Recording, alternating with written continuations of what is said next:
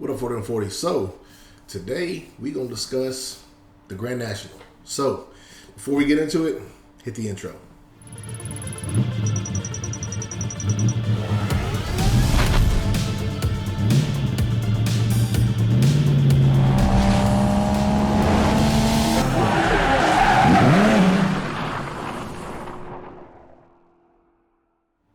All right, so word on the street is that we are getting a replacement.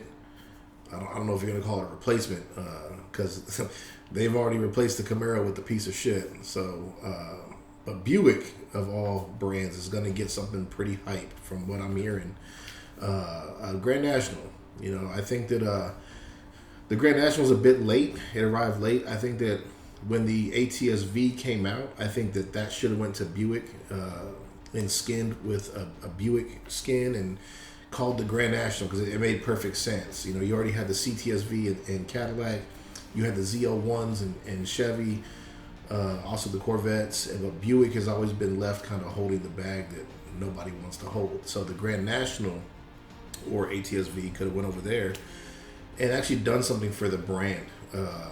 And created something that would get, I guess, a younger generation, more consumers wanting to jump on the Buick brand.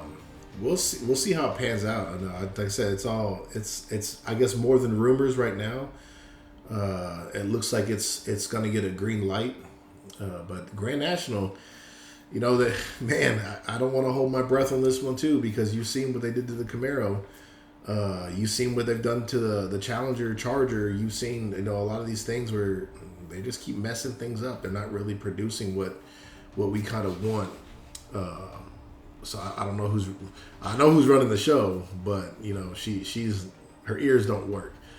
But if they're gonna bring the Grand National back, I say go ahead and give it some type of turbo V6.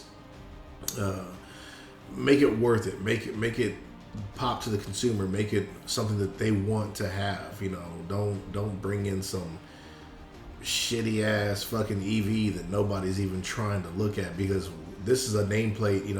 The Camaro crowd is a bit more forgiving, but the Grand National crowd is very unforgiving. You do anything distasteful to a Grand National, you're going to get crucified by the community. Even if you're not a Grand National guy, but people who know who the car is, if you do any distasteful mods to that car, you're going to get slaughtered because that car is such an icon. The more stock, the better. Less is more with a car like that. But if you're going to recreate such an icon, you've got to do it the right way. You've got to listen to the consumer. Don't put a V8. Don't put a turbo 4-cylinder. Go ahead and put a turbo 6 in there. That's what I would do. And, of course, give it a manual option. So, I'm going to wrap it up with that.